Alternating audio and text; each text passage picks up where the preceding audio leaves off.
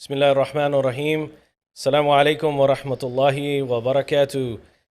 For all those viewers who have tuned in for episode 5 on Mic'd Up on YouTube. So right now we're live on our own channel on YouTube, Mic'd Up 416. So please, for those who are not watching on Mic'd Up 416 on YouTube, please go ahead and like and subscribe and hit the bell icon for future updates and programs. And we're also live on Sufi Council of Toronto on Facebook and YouTube. So I want to thank all the viewers from wherever you're watching for tuning in to episode 5 on family drama. I know everybody goes through this. So we're going to talk a lot about what's happening in and around people's families, things that we have heard from people themselves, issues with the in-laws, marriage relationships between husband and wife, etc., fathers and their kids, mothers and their kids, and vice versa. So we're going to talk about that today, inshallah. Before we begin, I'm just going to go through the formalities like I always do.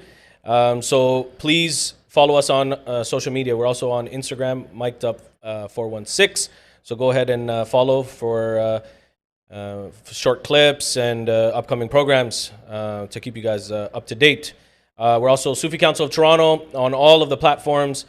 Facebook, YouTube, Snapchat, Twitter, Instagram. So go out and subscribe, like, and follow on all those channels as well. Sufi Council of Toronto, which is our umbrella organization. And we're here live at the Makkah Islamic Center, 3234 Eglinton Avenue East in Scarborough, where we do our Mic'd Up podcast. So I'm going to turn it over to my guests to introduce them to talk about family drama. It's going to be a very entertaining conversation with my panel today. So over to my right, I have none other than from our first podcast, back into the routine, Hafiz Bilal. Assalamu alaikum. Wa alaikum assalam, brother. How are you doing? Alhamdulillah. How are you, Hafiz Saab? MashaAllah. Thank you for joining us today. A pleasure. And then continuing on the panel, I think he's only missed one episode, if I'm not mistaken. We have my elder brother. So coincidentally, we're talking about family drama, and I got my elder brother with me. So he's back for today as well. We get a lot of comments about my brother. You know, he in this little movement, he's been doing very, very good, and people have been enjoying what he has to say and taking it and running with it. So we appreciate them coming back again. Janab Mohtaram Aamer Qadri Saab, Assalamu alaikum wa rahmatullah. Wa alaikum assalam wa rahmatullahi wa barakatuh. Assalamu alaikum, Hafiz. Bilal. Wa alaikum assalam. MashaAllah. So this is our panel. So Jazakallah for both of the brothers for being here today. So we're going to get right into it. Family drama. So there's a lot that we can discuss. We've known each other for a very long time. I'm not just talking about my brother. I've known him my whole life, but meaning our group. We've been tight-knit. We know each other. We're kind of like family as well. And we have things that we have, ikhtilaf and stuff with. But I want to get into the blood relationship and what we see at home and talk about that. But before we begin, I think one of the first question is what does family mean to you and why is family important? Bismillah ar-Rahman ar-Rahim. The importance of family, according to the Sharia, first of all. Rasulullah salatu wasalam has said, that Allah subhanahu wa ta'ala has said in one of the hadiths in Mubarak, that I am Allah, I am Rahman. I am the one who builds relations. Now he took that name of his, Ismi Garami Rahman, and in Arabic, Rahim actually means relationship. So here Allah subhanahu wa ta'ala is saying, whoever is in good relationship, I will bring him closer to me. And whoever is disconnects relationship with anyone, I disconnect from him. Okay. The meaning towards this is family. Even Rahim means relationship. And the other hadith of Mubarak,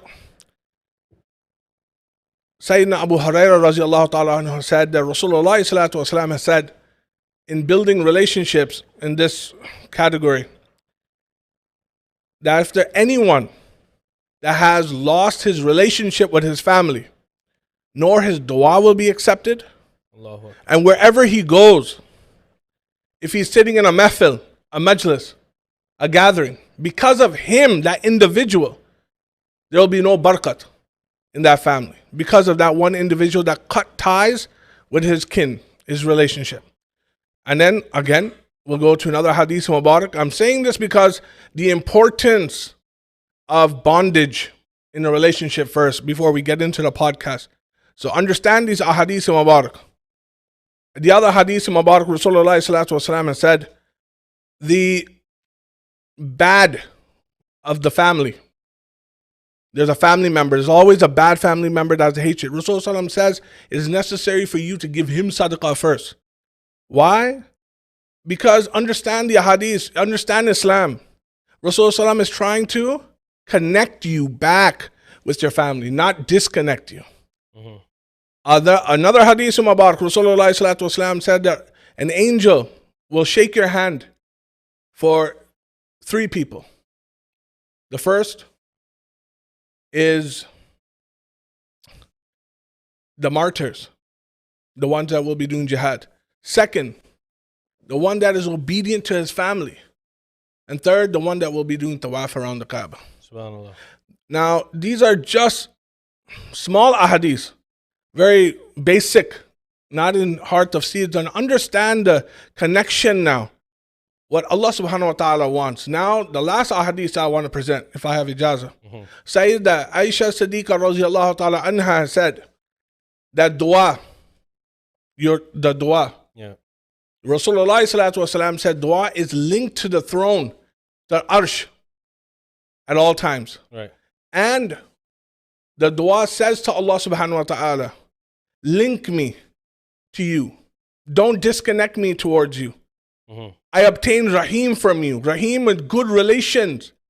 And whoever is with good relations, attach me with you. The dua is saying this with them. And whoever disconnects me with you, disattach them. Allahu Akbar. This is Aisha Siddiqa saying this. She's a ravia of this. Where Rasulullah sallallahu alaihi wasallam say, so that dua is intercessor for you too. That dua doesn't MashaAllah. even want a person that has disconnected from his family. Mm-hmm.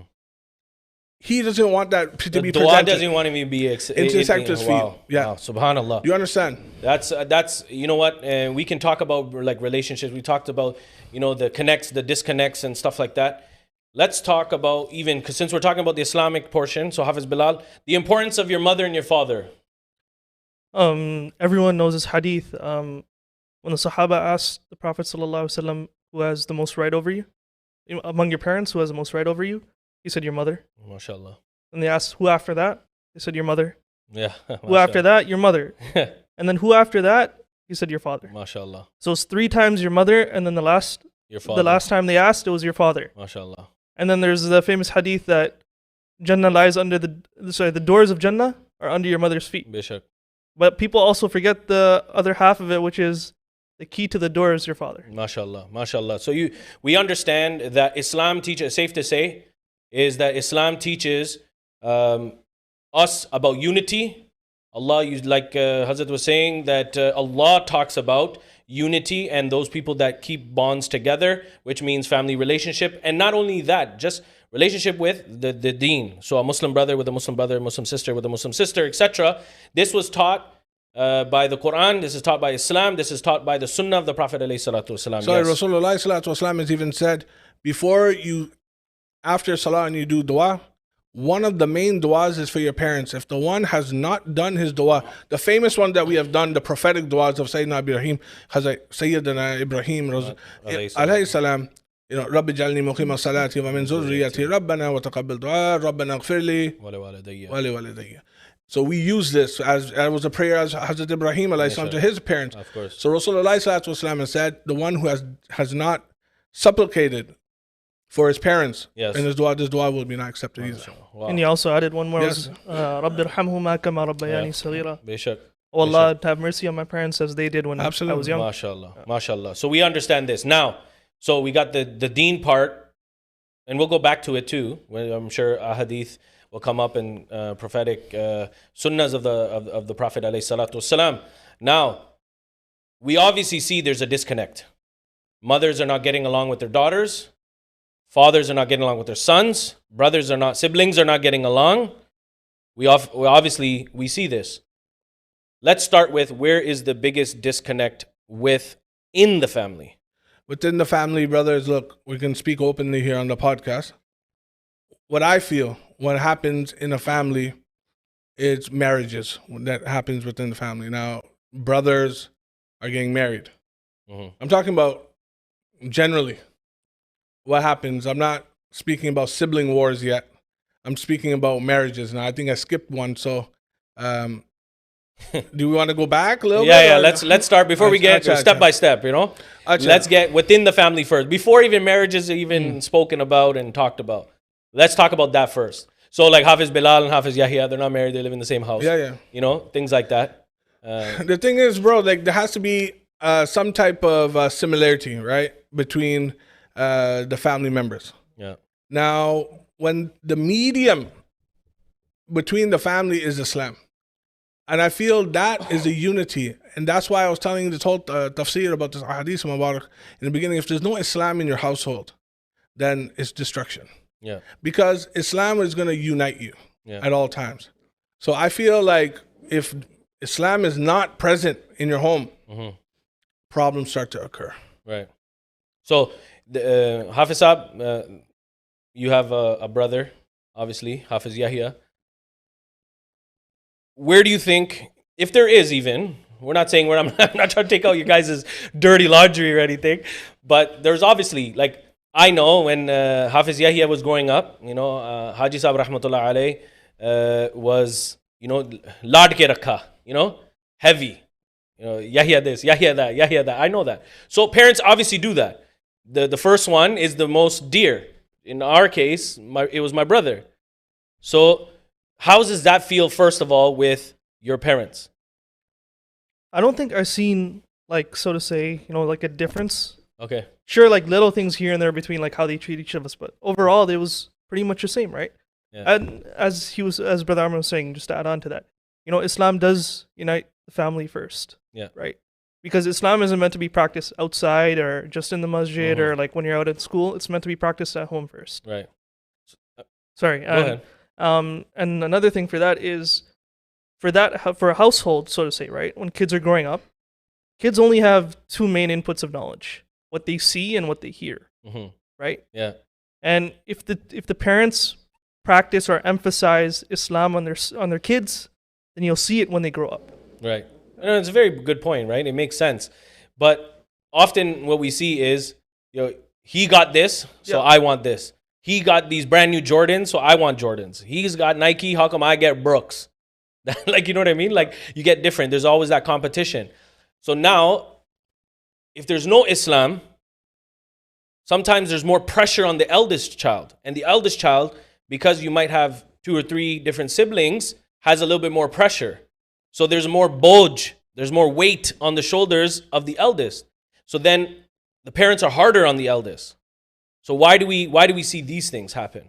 Because the eldest could get frustrated then, right? Look, sometimes with the parents, right, they need to cool down a little bit because, what, they see this dream, right? They see this, okay, my first son, my first daughter. Yeah. She's the gateway, she's the lottery, she's everything for us, and she's going to do that. And parents, unfortunately, think like that. It's bad parenting. Yeah. Actually, in Sharia, it's called, there's mukhtalif type of shirk as well. Yeah. This type of shirk is also a small, lesser part of shirk, meaning he's going to become something and he's going to support us. He's got golden ticket. You know what I mean? And then this is why we emphasize on, oh, my son, I want him to become a doctor, a surgeon. But you got to ask, are you doing it for his own sake as well? Yeah. Or that's what you pressured from beginning since he was born? You're going to become a doctor, you're going to become a doctor, you're going to become a doctor. You know what? I'm not going to lie to you. There's some people in my family that said I wanted to be, like, they said for me, oh, you're going to become a doctor. You're going to become a doctor, and you know what? We're not going to work ever again, and we're not going to do this, and we're not going to do that. And usually, just to add on, as parents usually use the oldest child as an example for the younger ones, right? Right. Yeah. But, the thing is, we tend to forget, though, sometimes we forget to tell them, even there's nothing wrong for them to become a doctor, but did you tell them the good things about that, about becoming a doctor, rather than the income? But you're forcefully, like, choosing their fate. Do you think that's right? Like, you're choosing, like, this person, why can't you trust? So you're a father, right? Let's use your example. Let's say, tomorrow you say, I want Ali to be in the NBA, just as an example. But he doesn't like basketball. You're technically ruining his life because he's not going to be doing something that he wants or that he loves. He plays soccer. So he says, no, Dad, I want to be a soccer player rather than a basketball player. So what do you say to parents about that? Well, see, that's where education comes in hand. Like, we went to university. Some of our parents have not. We have learned a lot of psychology as well, and parenting and upbringing and et cetera, et cetera. My son can become whatever he wants, but there's only one condition for him to pursue in Islam first. And then in dunyavi, worldly, he can become whatever he wants. He can become a freedom fighter. He can become United States Prime Minister, next Prime Minister right now. You see what the things like Duck Dynasty going on over there, right? But the thing is, like, Duck Dynasty took over Capitol Hill. But the thing is, he can become whoever he wants as long as he's a good human being. That is the advice I'm going to give to my children. Always. Just become good. I don't want nothing from you. So what makes you what makes you say that?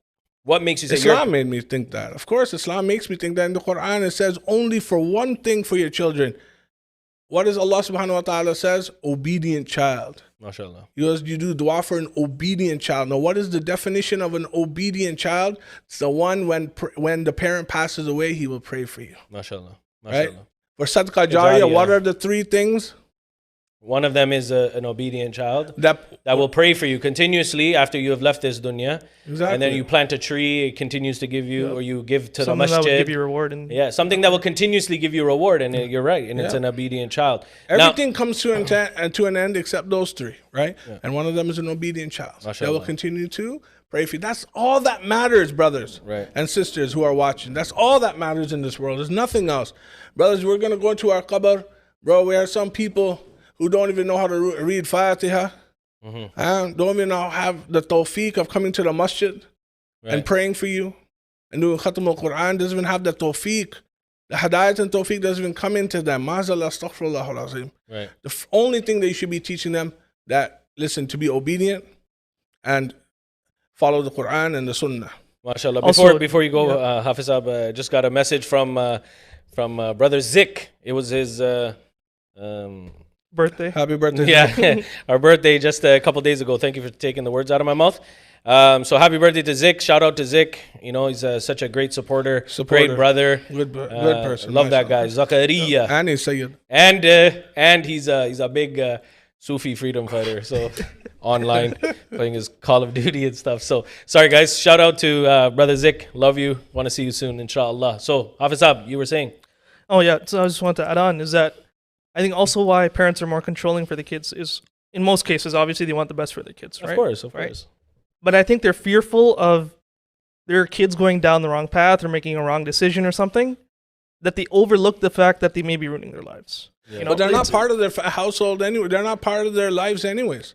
That's the main problem of the parents too. Right. They worry.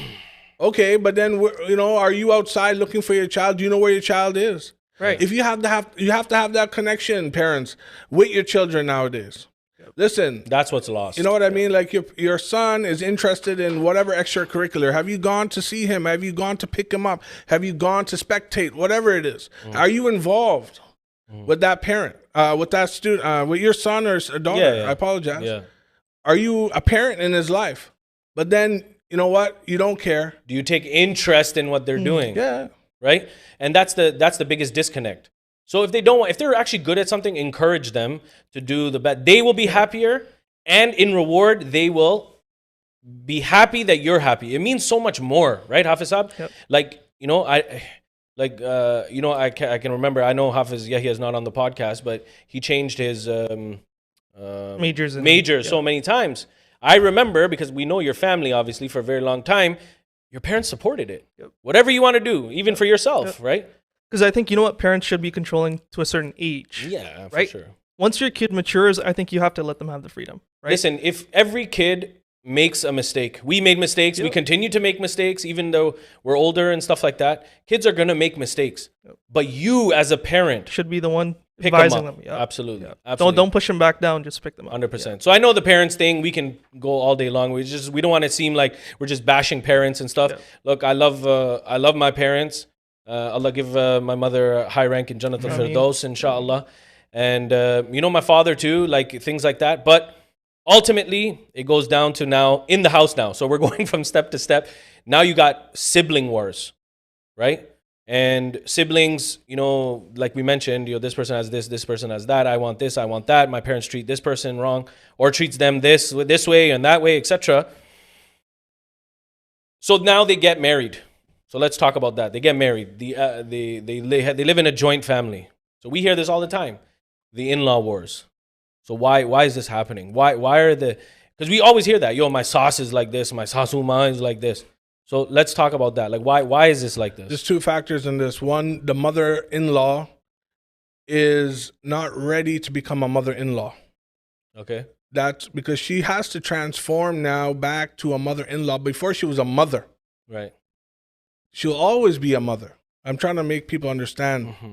Now her role has to change now. Because when the daughter-in-law comes now, she will be playing the role of that mother, what she was playing before. Sure. And now she has to step back now and spectate and see what's going on and let the family, let everything roll. But that's not happening. And the other part is the daughter-in-law, she ain't behaving correctly. And she doesn't know at all what's going on. So how do we fix this? No, we fix this by, listen, there are always going to be issues like that. Because in our culture, it's a joint family system. Especially if you're living in back home, India and Pakistan, you know what? There's privacy. In our household, there's no privacy. Our houses are smaller. Mm-hmm. You understand? So you can't build anymore. Back home, you could build and build and build. So Sasuma lives on the other end and we're living over here. There's no issues, right? You can live in this huge house, but still be separated. Yeah. But in Western world, where our houses are smaller, right? And where are you going to hide? I like what you said, right? So I know, Bilal, you're not married yet, inshallah, very soon. We're going to find Hafiz a nice one. After Hafiz Yahya, he's sitting in the back. Hafiz Yahya's waiting, but you're first, buddy. But the thing is the mother-in-law the mother can't fathom the fact that I raised this boy and he's now grown up and this and that. I cared for him, nurtured for him, did all those things. And now someone else is going to be cleaning his clothes, washing his clothes, ironing his clothes, feeding him, this and that. So that's the disconnect. But why can't people mind their business? Because that's what we always say. Sasuma is doing dakhal indazi. She's getting into my business. She's doing all these things, especially in India and Pakistan. Because I'll tell you straight, this doesn't happen how it does in our culture versus other cultures as much. Because they're separated. So the question is, and I just got a question on the phone, should kids, after they're married, live in the same house with their in-laws? You know what? Look, to me, the best way of doing it is the most obedient of the child should take care of take care of his family. And I think one of them it depends how big the family is, first of all, right? You can't expect 4 brothers living in that one household. Sometimes. Let's be realistic now, right? Like it could happen, but sometimes it won't happen most of the times. But I think let's be realistic now. One should take care and the other ones could move out. There's nothing wrong with moving out. Yeah. One should take care of the parents. I don't believe in nursing homes. I don't believe in retirement homes. And astaghfirullah, whoever has done that, lanat on you to bring your parents and put your parents into suffering like that. It doesn't matter what the situation is. I'm so sorry to say that you cannot see your parents go like that. One son should take care of, at least take the responsibility of taking that. And this should be communicated before getting married. Especially with your family as well. Like, listen, we're going to get married. Now all y'all need to move out. And, when you get married, move out. I think that's fair. Like if one brother is married and there's 3 other brothers in the household, okay, when you guys get married now, and Hafiz Bilal, when you get married now, it's time to, to move your little feathers and to leave now, right? And I mean, Omar, when you get married now, okay, see you later, et cetera, right? So it's communicated very nicely, so there'll be no issues, man. Because, bro, you got 4 brothers, 4 other girls, ladies in the house, sister-in-laws running in the house. different personalities, Yeah. different mentalities. Mhm. It's going to be chaos. It's going to It be is. just chaos. So I think Hafiz Sahib will go to you because Haji Sahib rahmatullah alayhi and then Amma, both of them, they lived with your dad, and your dad took them on and stuff like that. What did you see growing up with your grandparents? So your father taking care of his father. What did you see? I just see that in our culture, family was prioritized. Yeah. I think even maybe just on par with religion. I maybe not agree with it, but that's Yeah. just how I saw it at least. Right. And I saw him as, you know what, he's the oldest son. He should be looking after them, Right. right? The younger son, he does have a younger brother. He got married and then he moved out. Right. Right. So same thing what they were saying. Right. That's Exactly the perfect, same man. That's thing, perfect. right? And that does not mean that you should force your spouse or your husband or wife to live with someone else, right? You shouldn't Yeah. force that decision on them. That should be a conversation, like Aamer was saying, Yeah. beforehand, Right. right? And I think it's just you need to communicate. No, Just take and equal responsibility for that. you know what? And the person that takes care of their parents, it's just blessings on And top of when blessings. they move out, listen, this is what I mean. Like, look, we all act like, sour cats and all that afterwards. Look, it's a big family, 3-4 brothers, whatever. Okay, a mom and a father is living with that immediate son right now. Okay, next weekend he's gonna live with Hafiz Bilal. Next weekend he's Yeah, gonna I was live just with gonna say Hafiz that. Yahya. Next weekend he's gonna live with Omar Qadri. Like this is Share how the it should responsibility, be. yeah. And then that's what I'm saying. The responsibility, the roles of the in-laws, they should understand that too, right? They should go up. Okay, next weekend I'm going over there to see my children, or a week, whatever it is. But we also see that one sibling just hogs them. No, you're not going there. So, or you can go there for the day, and then I'm picking you up. That's also not fair either. Like if a son, okay, let's say 4 brothers, 5 brothers, whatever, 4 brothers, they all bought their own house. They all moved out. They all did whatever. The parents come from India, Pakistan, or whatever, and they live with the eldest. Now the eldest can't say, like, no, I want to hog the parent. It's the haq of the other children too. Like, yo, bring my but parents there's around an and stuff. there's an internal issue, right? Like there's animosity going involved, right? That's the only reason why that person would say something like I that. mean, that's why family drama happens. The drama does occur, but like, you know what? But the parents should be aware enough to understand this because they're still parents, right? Yeah. They should be like, listen, no, that's my son too. Of course. That's my beta puttar. I'm gonna go there, and you can't do anything about it, and that's it. And that they have It's not to, like the son has control over the parents, right? and that's what I mean. We the parents need to fulfill their roles correctly, but sometimes we don't see that, right? So let's get into the more heated conversation in this. The marriage. So husband and wife not getting along. So we often see that, the husband wants to do one thing, the wife wants to do another, and then there's a disconnect, right? And that causes drama as well. And then, Sasuma is on the case of the daughter, and then the wife, and then the wife is obviously getting into the head of the husband, and then the kids are getting involved and all this stuff, because this is what we see, like what you see on these Pakistani Indian dramas and stuff. This is what's coming up. So why is this, and how do we go around this? How do we go around this disconnect between husband and wife?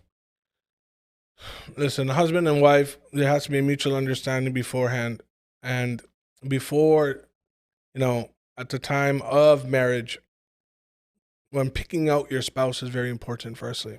So now the spouse is not what it is to be. Now, you know what? We have a disaster in the house, right? The mindsets are not the same. Sasuma's mindset is not the same now. Now what occurs? What do we do? That's the main problem. So a counselor should be involved, respectfully. Someone to mediate, someone nicely to explain what marriage was about, what marriage should have been. And that's the only thing I can think of, because alhamdulillah, it's not in part of my household where I'm part of all this nonsense. But I've seen issues like that where the children, meaning the son, is being controlled by his wife, and now the in-laws are totally upset because of that as well. And this is just a disaster in the household. So, Hafiz, what do we see in regards to pre-marriages? So, a lot of what happens nowadays is I want to pick my own wife. I want to pick my own husband or whatever. First of all, let's get with the young generation. You yourself being a little bit younger. You want to pick your own wife. You're hearing people that want to pick their own spouse or whatever. Are they going about it the right way? Do they have the blessings of their parents? I think they should start with that. They should start with the blessings of their parents. You know, if you're gonna bring someone into the household that's at least gonna share some living time with their parents, you should at least ask them, right? There may be something that your parents don't see, right? And that's why they're against it. But at the same time, their parents could also be against it because you know what? They're not giving you that choice, right? They do want you to get the arranged marriage instead of, you know what, bring your own wife. You know what? Right. And I think that's something that should be communicated both ways too, right? As a person looking for the wife, right? Do they meet your expectations or to a certain level? Like, are they a practicing Muslim, right? Are they even Muslim, right? And if you brought them to your house, would they be respectful to your parents? Disrespectful? Would they get along? I think that's something that should be like a process, like a vetting process, I guess. Right. No, I think it's very important. But Islam allows you, within reason, there's governed by the Sharia. Yep. The Prophet ﷺ mentioned that you can pick your person, but there's restrictions to it. What are those restrictions? There's ways about going about doing it, meaning that... No, the parents have to be informed. And if you like someone right away before any action of sin is occurred, it is to tell your household about who you like. And then the proposal should be gone out. And that's how it is. But like, okay, now we're done the marriage part, right? So now we're going inside the household, right? And now the lady comes in, now whoever you married, and then the drama is starting. Now the question should be like, what do we do then? So unfortunately, divorces are on the rise too now. Islamically, marriages are a disaster now. And, you know, it's very bad to see this in the Islamic world as well. Talaq is the worst thing in Allah subhanahu wa ta'ala's eyes.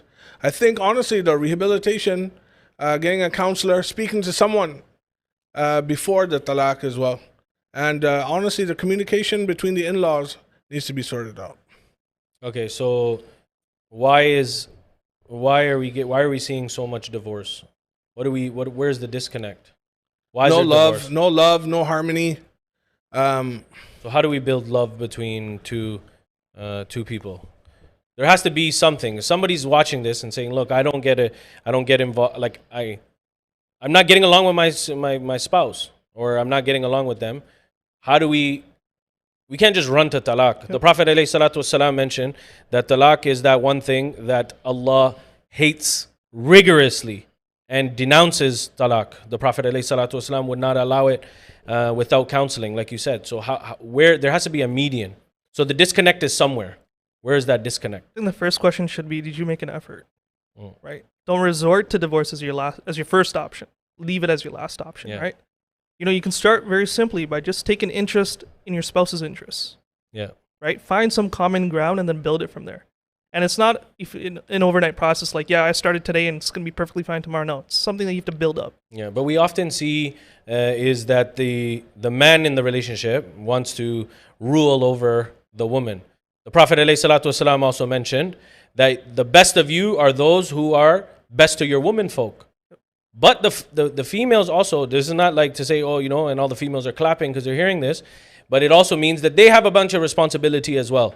A woman for her husband. What is that?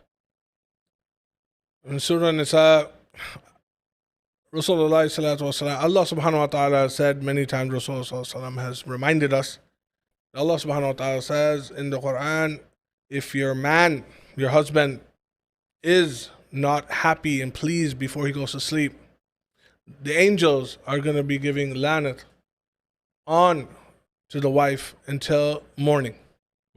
And that's how important it is for a woman to understand the value of her husband. And the sujood, if there was an ijazah for a sujood to occur again, it would be for a wife for her husband. For ta'zim. Yeah. You understand? This is the values in the household. But now we don't see these values. Parents are not teaching the ladies or the men, Both ways, yeah. both ways, before getting married. Right. Right now we have ladies like the ladies' mothers. Yeah. Right, they're teaching them, make sure you control your husband. Make sure how you have an eye on his credit card. Make sure you got that money. Okay? Make sure he doesn't do nothing with that. Okay? And you're just whipped. Yeah. Okay? You control everything. Make sure the control's in your hand. Okay, Betty? Okay? And then the worst thing, the doors are always open for you when you come back. Astaghfirullah. Look at this now. No, Look, this is that wrong. what that does is, look at that evil advice of the woman's family is so bad. It's like the door is always open for you, meaning there's no fear. Don't worry, No do what one you will have be- to do yeah, and then there's come. No, there's no accountability. Yeah, Meaning, do what you can, we'll be always here for you. yeah. No, how it should have been is, if your husband is happy, the door is open for you. Husbands If and your I. husband is not happy, Wow. don't even think of coming back to the door. Yeah. You know, don't bring the shame back. We don't have shame anymore Right. in our culture, in our community.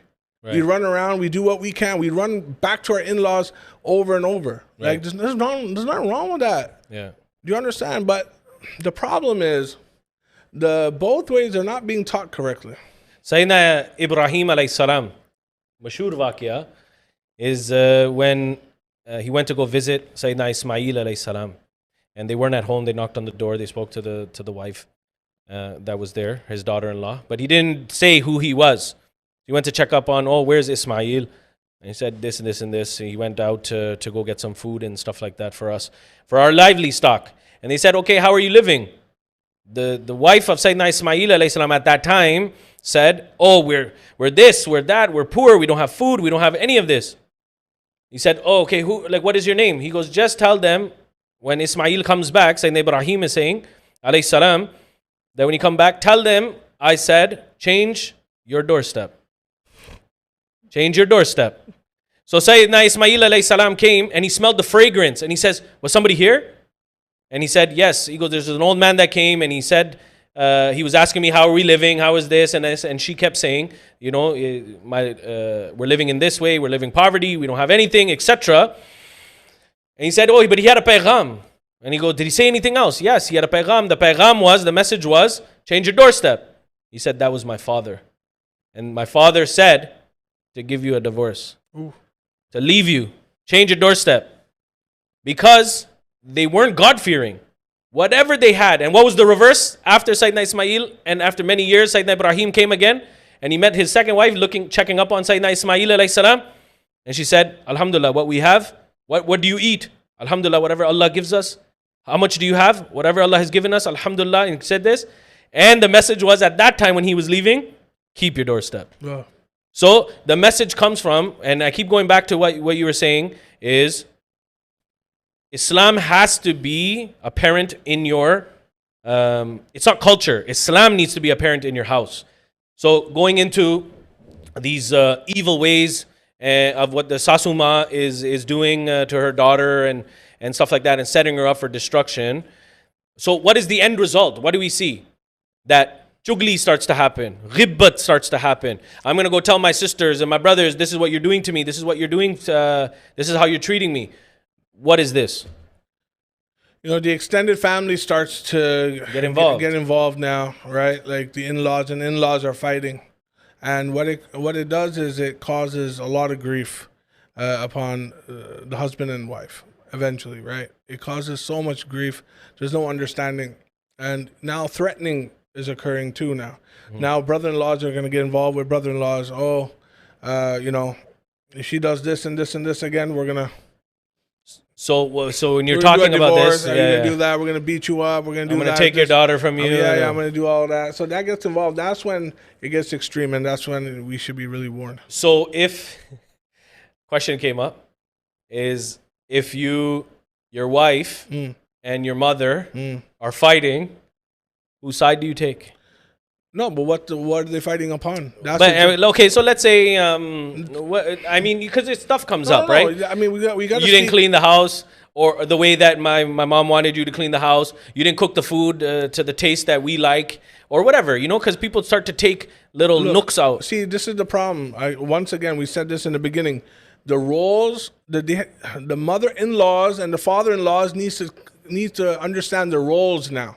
Gee. They're not the most important figure of the household now. Mm-hmm. They're secondary now. Mm-hmm. Let the daughter, the bahu, Yeah. let her deal with the household. Give her a chance. You know, everything what we do has to be according to the Sharia every time. You don't like the food? What did Rasulullah sallallahu alaihi Don't complain about food. say when he didn't like the food? He just put it away. Yeah, yeah. He said, you don't like it, put it away. Brother, encourage your wife. If she doesn't like the food, why don't you maybe take her to a cooking class? Why don't you get her a Betty Crocker book? And maybe you guys can bake together or help together. Don't put the burden on the girl, man. Yeah. You know, let's just be fair. Like, some people don't know. Like, help her. So Sasuma, like, she likes to like just do chugal all the time. Why don't you help her and say, no, Betty, it's like this, it's like that. It's not like this. Try this, try These that. recipes are traditional because our people are more cultured. You know, get involved more. Help her. Be like, no, it's like this, it's like that. Man, we're living in different societies. Yeah. You came from a different society. We're living in a different society now. Yeah. She is working. Right. She's taking care of the household. Right. She went to school here. Look how many things the daughter-in-law has done more than the mother-in-law. The mother-in-law has just sat on the manji from Pakistan, and she came here on a visa. Okay, she's sitting down, and she's just going around and just behind the daughter-in-law, whatever she's doing, and scooping. And I mean, like, you know, stop it. Like, you know, what are you doing? But that's the culture. But you have to give and take. There has to be a give and take. Like, the mother-in-law needs to step back. You often see, though, can I just say something for the guys out there? You often see the father-in-law doesn't get involved. He's whipped. Yeah. That's what I'm saying. He's whipped. He's scared. He doesn't know what to do. So just before, and honestly too, but before he doesn't want the drama too. Most of the father-in-laws, you'll see him they're just out of it, and they're like, you know what, I don't want this. They'll just say hello, how are you doing, and that's it. they go to the yadda, they chill with the older friends, or they go hunting trips and stuff like that. But listen, two things real quick. Hafiz Asif from Ilm City. Shout out to them. If you're not following Ilm City, do that on Facebook and YouTube. My dear brothers, all of them from Ilm City, but definitely Hafiz Asif, because I talk to them all the time. And then Mr. Asif Dana, salam to you, and shout out to you as well. Thank you for tuning in. Now here's the big thing, and plus Asif by Hafiz Asif is from the UK, so it's like 12 o'clock right now, and they're still watching and supporting. So, you know, support Ilm City. And we got this big thing brewing up very soon, so we're going to let you know about that shortly with Ilm City and Anjumani Gharib Nawaz. So the daughter comes into the house, right? So the daughter gets married, she comes into the in-laws, and now her role is to respect the mother and father that she's going into, so the in-laws, as their mother and father. So the role, what I've been taught is, look, if the daughter leaves the house, because the daughters are temporary, because she's going to get married, she's going to leave off and stuff like that, and those parents, the in-laws, now become her mother and father. So what happens now, and what does Islam say about when the daughter doesn't obey the in-laws? If the in-laws are good, what does Islam say about that? Because I'm going to talk about Sayyidina Siddiq Akbar radiyallahu an and Sayyida Aisha radiyallahu anha. Listen, just morally, I'm going to speak about, right? I already told you the concept of Sharia anyways. Morally here, if the daughter-in-law is not being rehabilitated, she's not been mediated, you spoke to her, the husband spoke to her, then listen, love, if you're not going to change yourself, I can't go on further like this, okay? And my mother-in-law, my mom, my dad, they're not going to accept this from you as well. Mm-hmm. You got to see what the problem is. If it's her fault and it continues to happen, then you got to let her parents know. Yeah. So listen, I'm going to give you a warning. This is what's happening. She's destroying the house, and it's causing a lot of grief. This is a warning for a talaq, for a divorce. You gotta let her know. If all means are closed, like we did everything, then the only option is to give a divorce, and then you move on. That's all I'm Also, saying. if the spouse is God fearing, I think then they have to actually show that they accept the fact that the mother-in-law and father-in-law are also like their mother and father, Yeah. right? But then you also have to accept the hukum in the Quran about the mother and father is that I forget the English term for it, but in the Quran it says uffil lakum, right? Is that Allah is unhappy with you even at the least you say uff to them, Yeah. right? So I think it just comes back down to Islam and Sigh. right sighing at your parents, right? It's like, oh, I don't want to do Huffing this. and puffing. Right. Yeah. And I think it should be the same for treating your mother-in-law or in-laws the same way. No, I think when you look at the story or when we look at history, the relationship between the Prophet ﷺ and Sayyidina Siddiq Akbar radiyallahu an, the first rightly guided Khalifa of Islam. Now you look at that, he was his best friend, but he was also his father-in-law.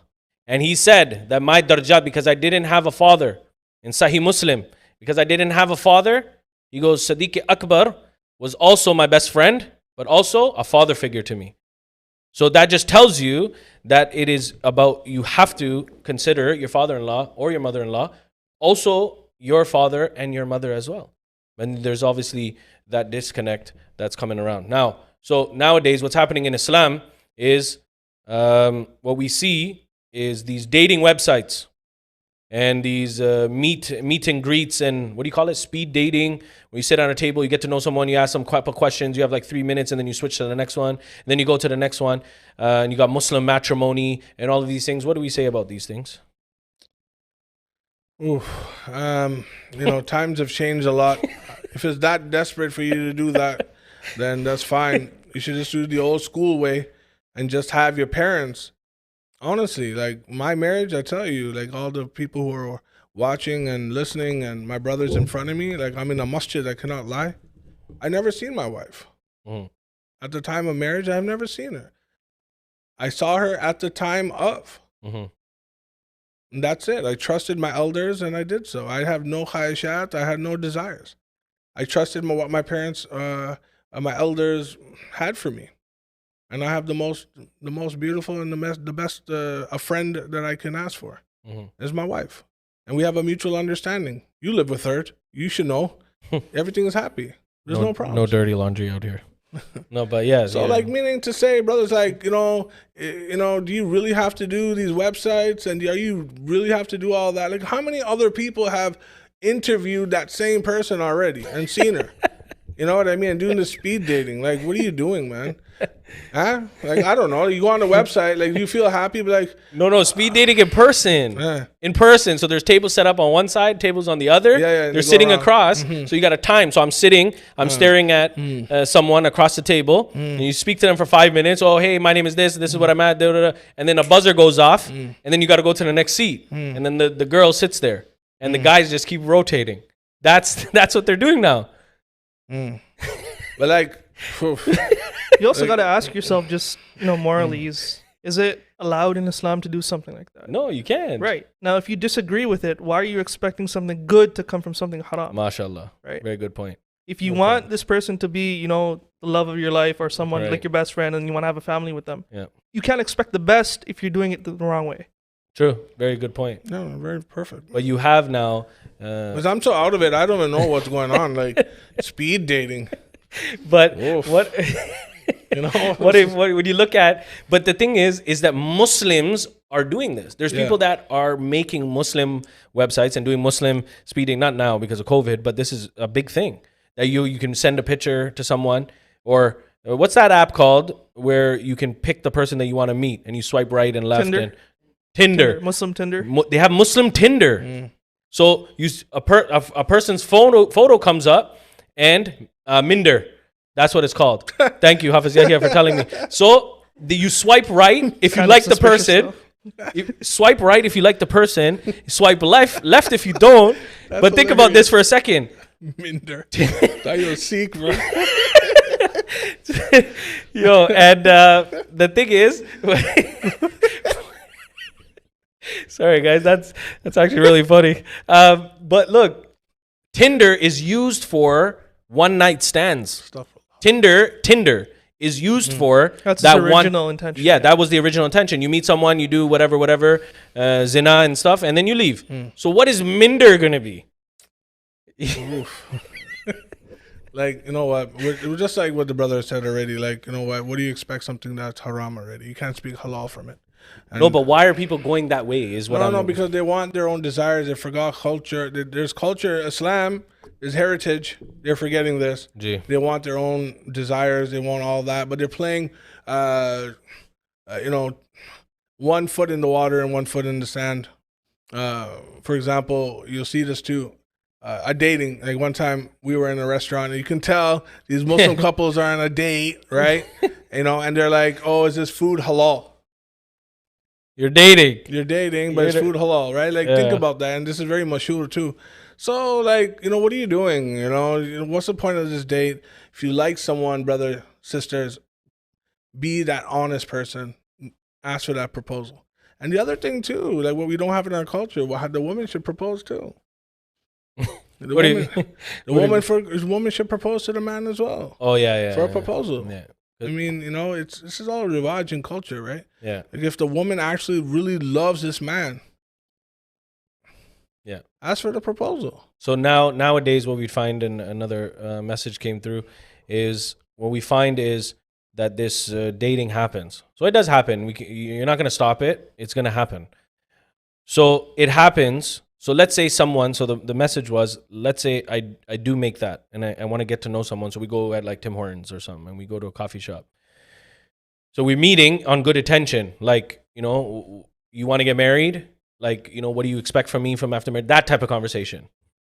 So now you do that and the guy, you know, is trying to drop you home and then parks the car up and something happens. How do you come back from that, and will Allah forgive you? Okay, I'm gonna revise the question here. They went on a minder, and then they're parked up. No, I mean the guy parked up. Happens. The guy parked up. Okay, then if something happens, and now they're asking for forgiveness. What do you expect's gonna happen to you in a parking lot? Like, you know what? You know, like we went on a date already. Something called minder, like minder. Okay, and then you know what do you expect? Like for him to go on his knees and give you a bouquet? Yeah. Of course, man. Like, come on, man. Like, you know, what are you trying to say? Well, Allah forgive you. Allah can forgive whoever He wants to, whenever He wants to. Ask for tawbah, you know, whatever at all times. But you put yourself in a situation like that. Be aware of what Dajjal. We talked about this too. Be aware of all of these ththings that are coming to place. Azim. Like, you know what? This whole thing shouldn't have happened. The minder should have went happening. Should have went to your house. That's what should have happened. You know what I mean? So let's say, like, listen, I'm gonna come and propose to your house, not in a restaurant. What was stopping you from having a mahram there, right? Yeah, like, yeah. I mean, oh my god. But it goes. It's like a vicious circle. So it's and I have another question. So Hafiz, I'm gonna go towards you on this one. But meaning to say, it's a vicious circle. Everyone has to be. It's a link, a chain of that needs to be linked together. The parents, the parents need to be linked. The parents need to be linked. You guys in a parking lot and say, yo, what can I do? What do you mean, man? Confess in the church or something? I don't know. What else can I say? That's bad, man. Say 10 Hail Marys. Will Allah forgive me too now? You did it, and now you're saying Allah forgive me too. Astaghfirullah. So what I was saying was that there's a chain. The parents have to have a good relationship with the. No, it's bad. I can't even get it. Funny. Like, it's bad. I can't even get it out, man. I can't even get it out. Like, sorry. You know, and I apologize to the person. We're not laughing at you. Sorry, that was a lie. But anyways, what I mean is there's a chain, and that chain. Okay. So the chain. I can't even stop laughing. The chain has to be. The parents have to be connected.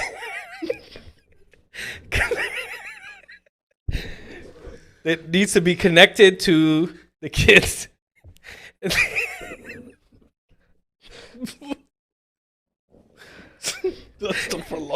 not even, but it's logical, right? Like, yo, it's mantak, right? Like, yo, like, you know, I have to speak to people.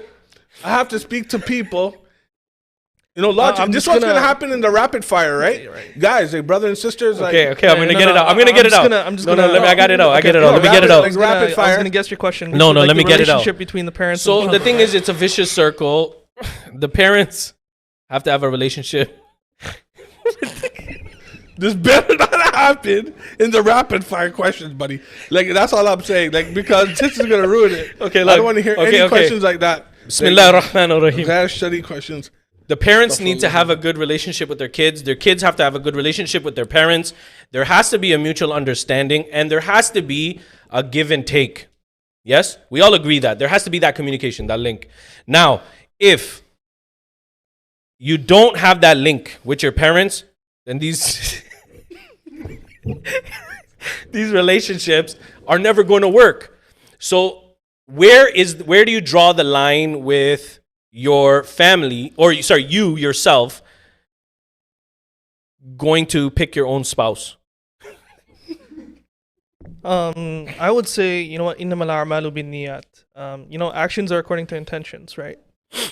Do you have the correct intention when you're doing something, or when you're out of line, or you know what, you're doing something? Okay, say you found the girl, right? Gee. What's your next step there? Are you going to talk to your parents or one of your uncles or someone who can contact them? But here's what happens though, and this is legit now, right? Like all jokes aside, because people have like serious questions, and we're gonna get to the next one. My thing is, can you get to know someone and commit yourself to marriage? This is a legit question.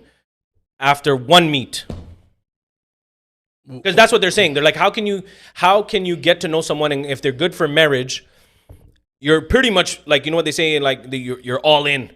You're putting your all in after one marriage. Does that make sense? That's what they're saying. Is that logical to go all in after one meeting?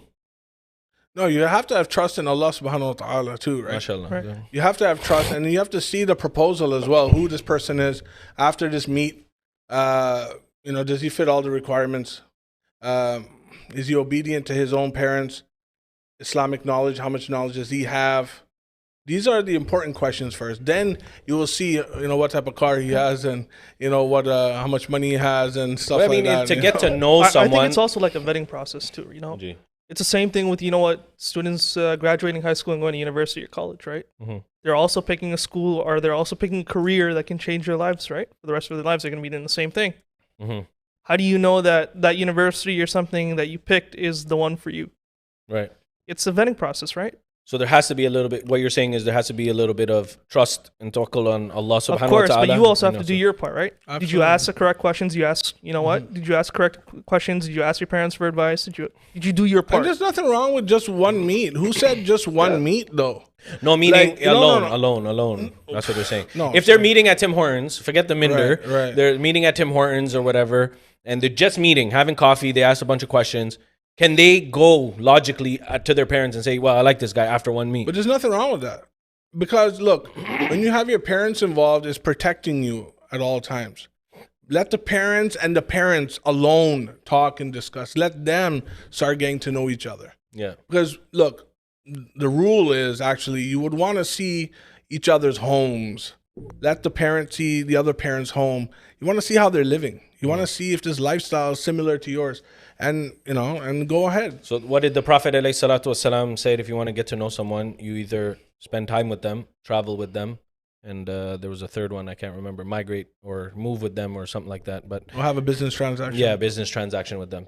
So so you can. So what you're saying is once after the meet, then bring the families in and get the families to have meets and greets and stuff like that. Good. So I know it's almost been an hour, but because of that whole Minder stuff, so we're gonna take about 5 minutes, a little bit, and then we're gonna wrap up. So the next question is certain family members. What happens is when family members get involved. So this person told this person, you know, Sasuma told her brother and sister, and all of this stuff. So rumors start to spread, and when rumors are spread, because they're jealous, how should someone handle these rumors and people talking bad about them and doing chugli and stuff like Amongst that? the family. Yeah, because you know Sasuma doesn't get along with Bahu, and Sasuma is now telling her brothers and sisters who are telling other people. So that's how it spreads, right? It's like it spreads like wildfire. So now when people are coming back to you now and saying, "Oh, did you hear? Like your name's all over the family." How should one handle this? These rumors and stuff. No, you should handle it like any other individual does, with composure and speaking the truth at all times. When these matters they come up, they should be addressed respectfully, and you should confront the issue. If you hear this, whoever you heard this from, the rumor from, if if this is a mother-in-law issue, speak to the mother-in-law. Like, Amma, did you say this and this and this and this? Because a lot of people are saying this, and it's not true. That's all you can say. And then it's composure, is dealing with the family properly, patiently, respectfully. These are the only advices I can give to the sisters. You guys got a lot of burden on you. 100%. I'm telling you, of the stuff. Thank God I'm not a girl.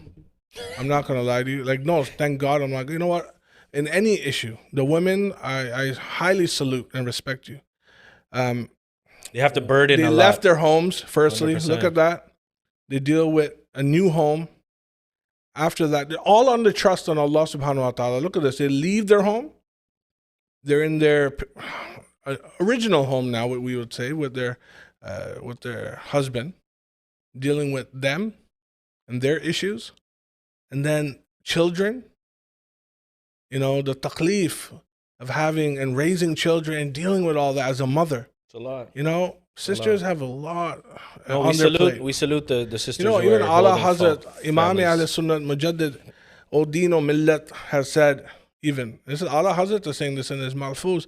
He said, a man cannot even bear the fact of taking out a mouse from his body.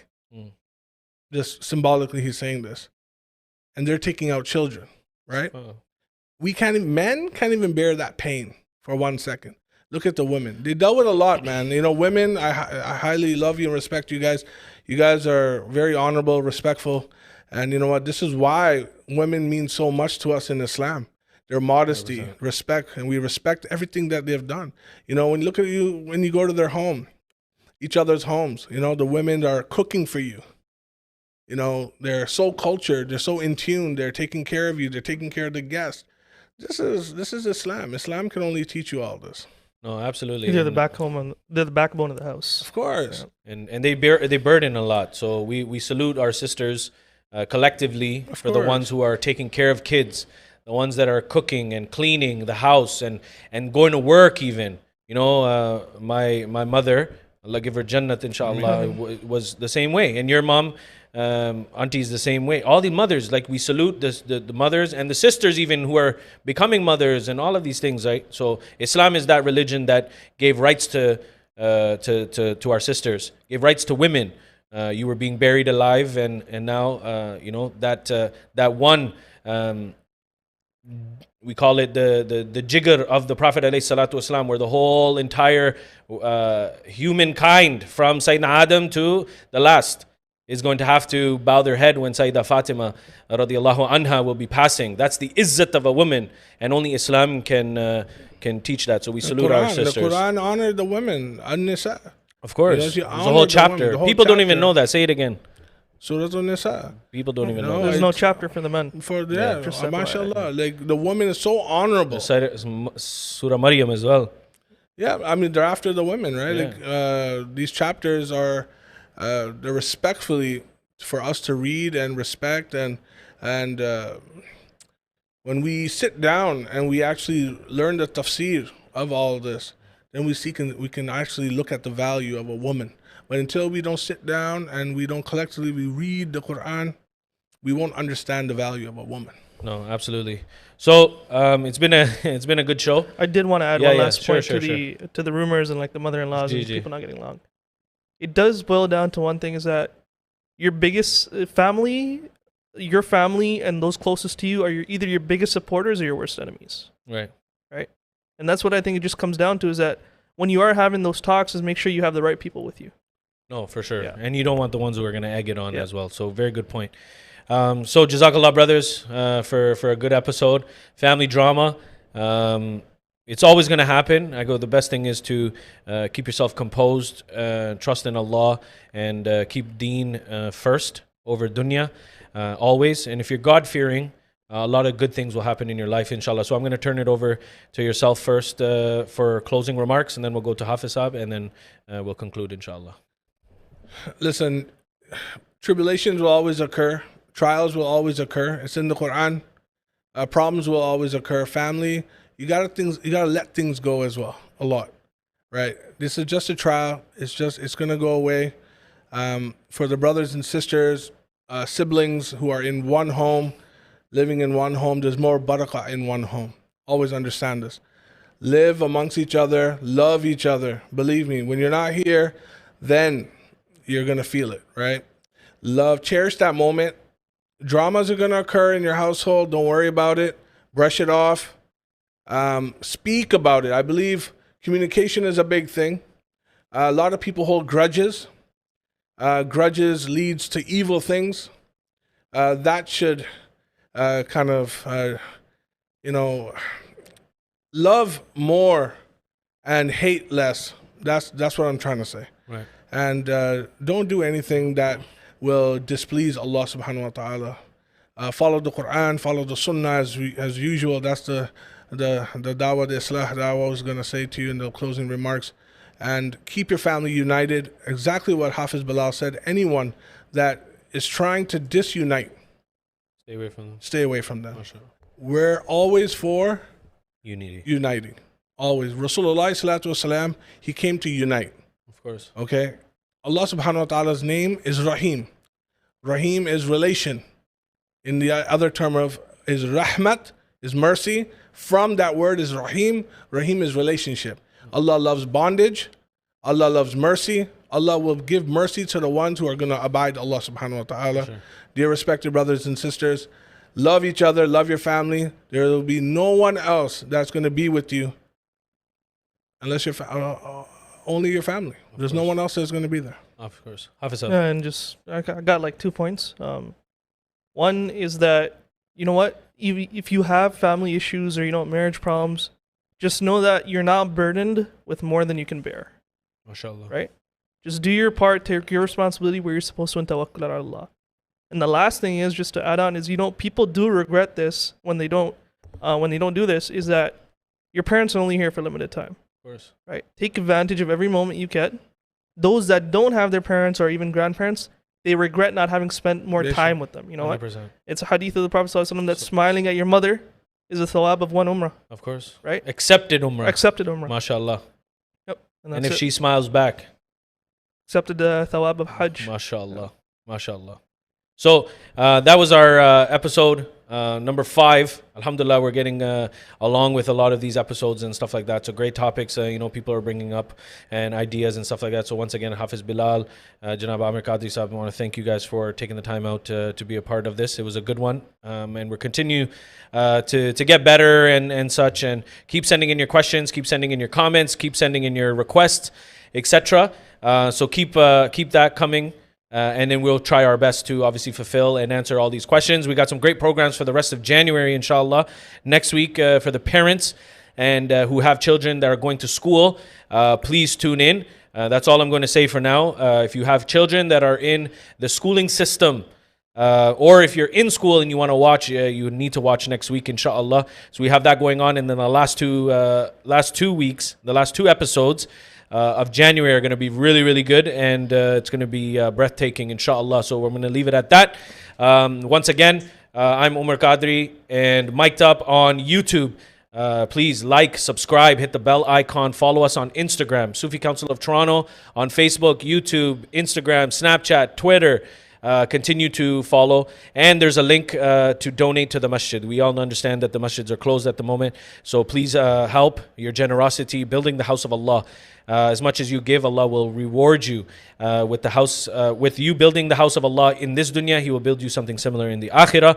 Donate.suficouncil.com to support the cause and to support the effort while the masjids are closed. So inshallah, please do that. And we will see you next week, Saturday, 7 p.m. Eastern Standard Time, live on Mike Top 416 on YouTube. Jazakumullah khair. Wassalamu alaikum wa rahmatullahi wa barakatuh.